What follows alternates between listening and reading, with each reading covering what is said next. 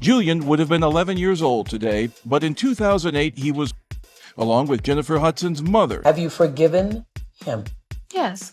We tried to offer love. When I saw that audition for that movie part, I saw a depth and a range and a soulfulness that really rings at the I know that if your mouth is really, really big and you try to tell the truth for a living and you like to air people out, hatred is coming your way. I didn't know it was going to be this type of hatred, but, you know, I'm concrete in all things because of He who strengthens me. So that doesn't mean I always make the right decisions, but I am going to stand by what I stand for. And I'm only continuing to do it because I was looking for somebody who was doing it instead of me. And I just must have missed. But you know, that's how they do in LA. That's why I never moved there. I do business there. I will go there and do business. I will go there and get money if I need to. But I can't live there. It's godless. It's a godless place. City is titled, it's named Los Angeles. That means lost angels. One of Hollywood's biggest performers, Jennifer Hudson is renowned for her strong voice and innovative accomplishments. She went from singing in church choirs in Chicago to winning an EGOT, something that very few performers have ever done. She is seen by the public as the epitome of grace, talent, and tenacity. However, a new tension is arising as events surrounding some of the most influential people in the business unravel, including the bombshell news of Diddy's alleged covert release from government oversight. Two of the most outspoken truth-tellers in the business, Katt Williams and Jaguar Wright, have been launching constant attacks on Hollywood's inner circles. Additionally, rumors about these discussions have somehow included Jennifer Hudson's name. Why would a celebrity like Jennifer? What connection does this have to one of the most significant controversies roiling the entertainment industry at the moment? Let us dissect. How are you? Wonderful. How are you doing? How are you? I'm great. I mean, you and Common make the cutest couple ever. Thank you. What do you most like about the guy? So, you know, we see you in Common, you know, on vacation. Could we see maybe a possible collab? Music, your voice, his voice together. I mean, it could make magic. I like how you slipped so some vacation. Really? Okay, know about that part. But I don't know, it'd be dope to see two Chicagoans together, but I don't know about that. How come? I mean, it could be awesome. It could be. You right about that. And you can't confirm if we in a relationship or not because the rumors are talking maybe. Rumors say a lot of things. But he's a beautiful man, I will give you that. All right, well, That's thank you. for certain. I'm a host, and so I have to ask you this question, because everybody always want to know this. Are you dating anyone?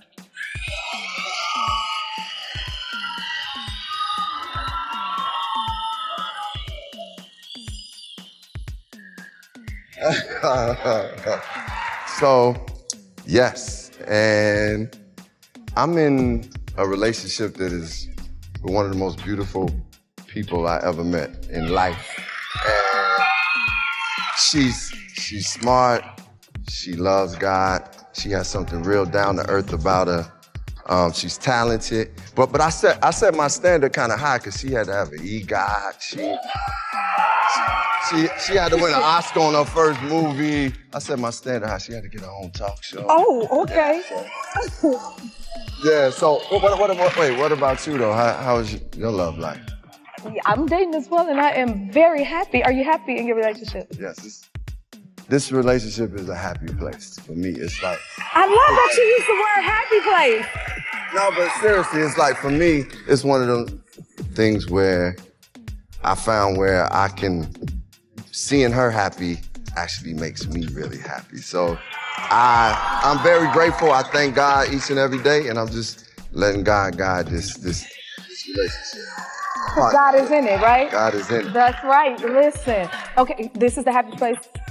And we can speak on it. She the one you say. Speak on it. I Speak on it.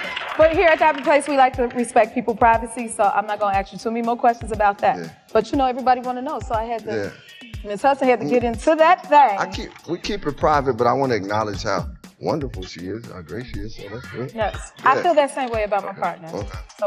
The rise of Jennifer Hudson is truly legendary. She sang in Chicago as a shy young girl before winning over millions of fans on American Idol in 2004. Despite losing, her personality and voice made her a household name. She is one of the few to obtain EGAT status and has won numerous Grammys, Oscars, Tony Awards, and Emmys over the years. She has starred in Broadway shows, performed for presidents, and gained recognition in television, music, and movies. However, beneath this dazzling picture comes a tale of both sorrow and victory. Jennifer has experienced terrible personal tragedy, as well as a field characterized by fierce rivalry and covert politics. She is described as cautious, strategic, and very quiet by those who have worked closely with her. In an industry where one bad connection may ruin everything, this is a survival tactic. Come on, man. Y'all can't see through this stuff.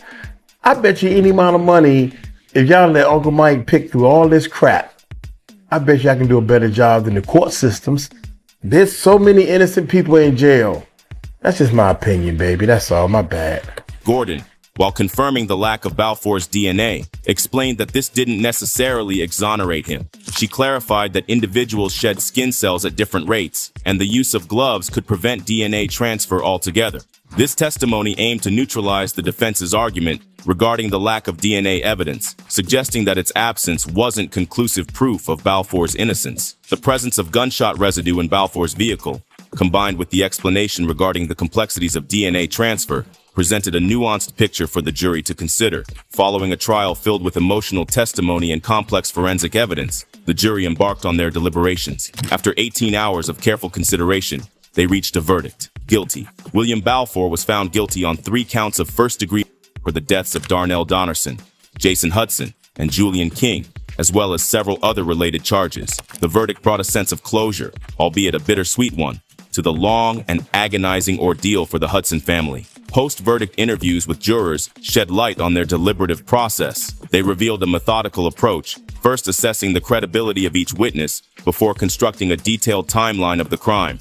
This timeline was then compared against the alibi presented by Balfour's defense team, revealing inconsistencies and ultimately undermining his claims of innocence among the jurors. However, as juror Tracy Austin explained to reporters, "Some of us tried our best to make him innocent, but the facts just weren't there." This statement underscored the weight of the evidence presented and the jury's commitment to reaching a verdict based on the facts, despite the emotional gravity of the case. Prior to receiving his sentence, William Balfour was given the opportunity to address the court. In a brief statement, he offered condolences to the grieving Hudson family while continuing to assert his innocence. "My deepest prayers go out to Julian King," Balfour stated, adding, "I loved him.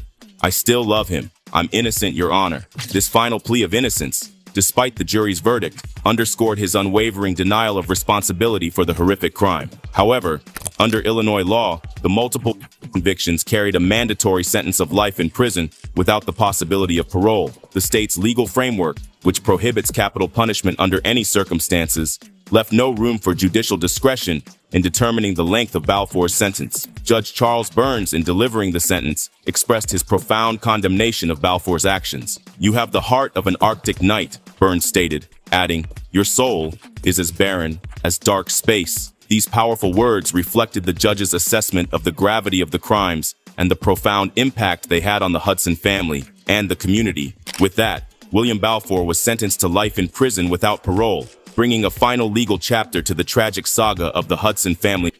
The emotional weight of the trial was palpable, particularly for Jennifer Hudson, who attended every single day of the 11-day proceedings. As the jury foreman read the guilty verdict, Hudson sobbed openly, finding solace in the embrace of her fiancé. The verdict marked the culmination of a long and arduous journey for the Hudson family, a journey marked by unimaginable grief and the relentless pursuit of justice. Following the verdict, Jennifer and her sister Julia released a joint statement expressing their gratitude for the outpouring of support they had received. "We have felt the love and support from people all over the world, and we're very grateful," the statement read. In a remarkable display of grace and compassion, the sisters also extended their prayers to the Balfour family, acknowledging their shared loss. "We want to extend a prayer from the Hudson family to the Balfour family," they stated.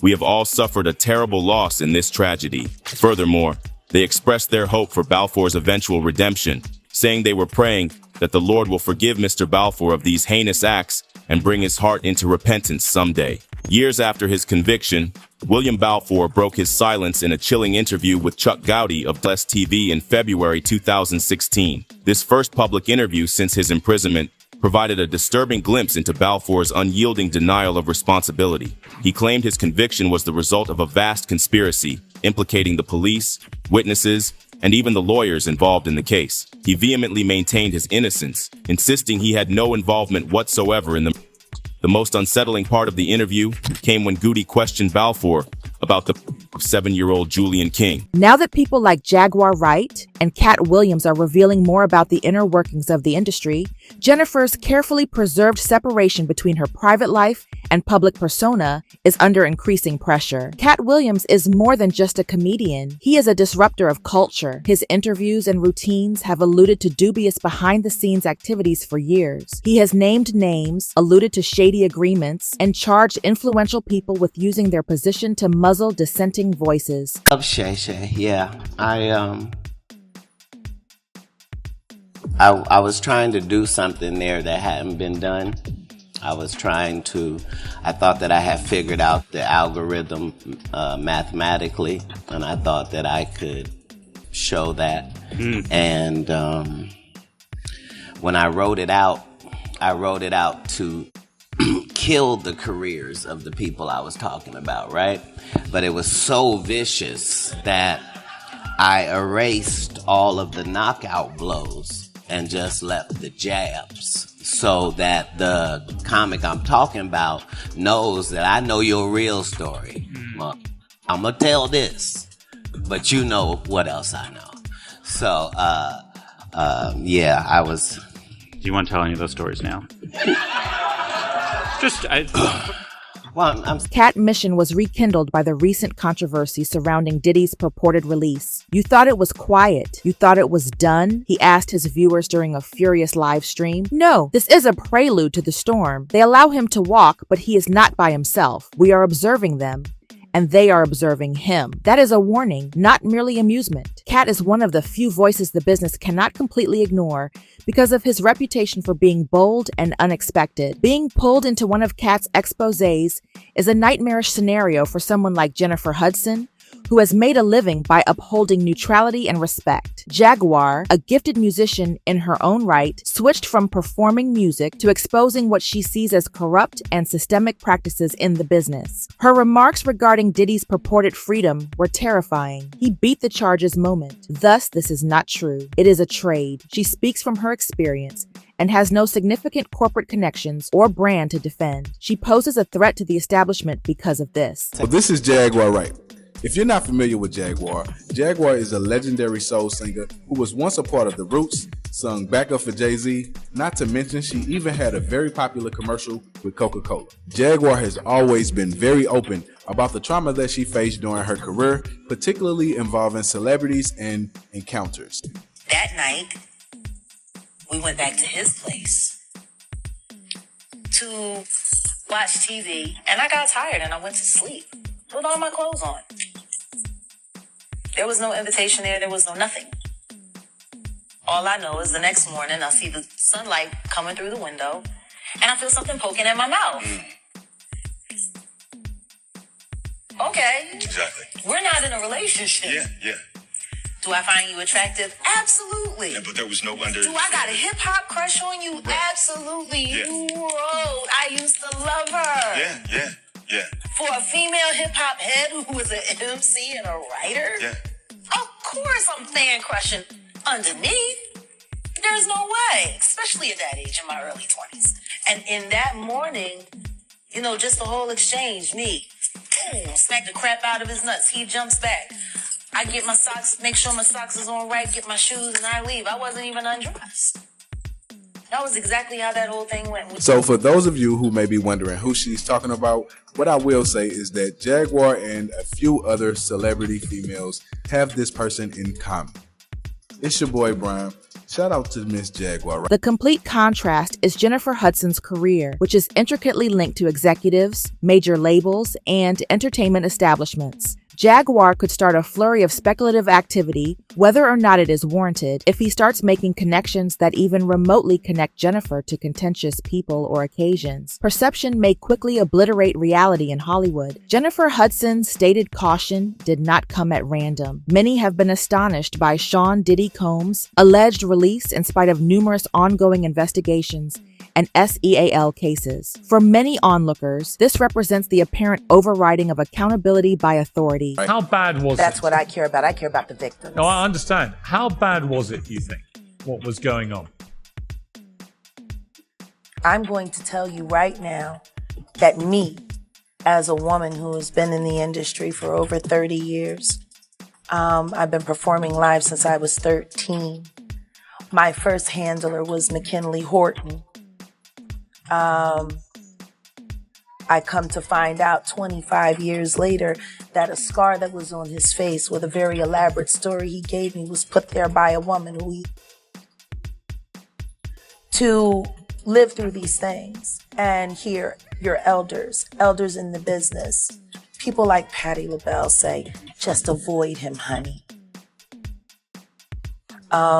And being taught to be just avoid him, honey. It's not good enough.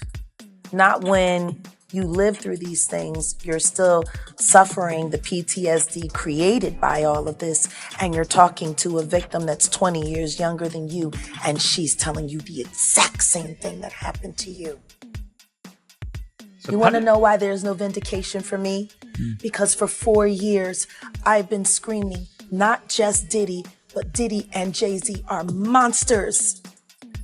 And the victim-making machine kept going on. This has been framed by Jaguar Wright and Katt Williams as evidence that the system defends itself until it doesn't. Other members of the business might soon find themselves in the spotlight they did not anticipate if Diddy's independence is a part of a bigger trade-off, as Jaguar implies. Over the years, Jennifer Hudson has worked with Diddy at venues next to his empire, including award shows and music industry gatherings. Jennifer's predicament speaks to a larger reality, which is why so many people can relate to it. Silence is not just a virtue in Hollywood, but also a necessity. The unwritten standards of loyalty, prudence, and looking the other way have governed the industry for decades. Talent is not the only factor that determines a career's success or failure. Alignment and silence also have a role. Jaguar Wright and Katt Williams are working to destroy that culture. However, the stakes are far higher for celebrities like Jennifer. Years of hard effort can be undone in an instant with one misunderstood remark and one resurfaced link. For this reason, even in the face of upheaval, many celebrities maintain their public neutrality. They know what happens to people who talk too much. This raises the question of why Jaguar or Katt would even allude to Jennifer Hudson's name. Her standing in the industry's hierarchy might hold the key to the solution. In addition to being a singer, Jennifer is a producer, a talk show host, and a cultural icon who has connections to some of the biggest names in movies and music. Her accomplishment serves as an example of what the industry hopes to convey: skill, tenacity, and hard work. She is, nevertheless, also a possible emblem because of that. Public trust in the entertainment industry would be shattered if someone like Jennifer were ever accused of knowing too much or belonging to dubious circles. This explains the strength of the fear of being exposed. Few people really comprehend. What comes next then? Will Katt Williams' criticism of Hollywood's elite get worse? Will Jaguar Wright make any other name announcements that take the discussion in unanticipated directions? What does Jennifer Hudson's situation now stand at? Is she already preparing to be hit by the storm? For Jennifer Hudson, the difficulty is not only to remain relevant, but also to avoid being harmed in a society where lies can be used just as easily as the truth. Do you believe that Jennifer is just a spectator to this drama that is playing out? Or does her silence indicate that this is a more complex narrative than we may have thought? Please share your thoughts in the comments section below. For more material like this, remember to like and subscribe. Keep it genuine, family. Till then.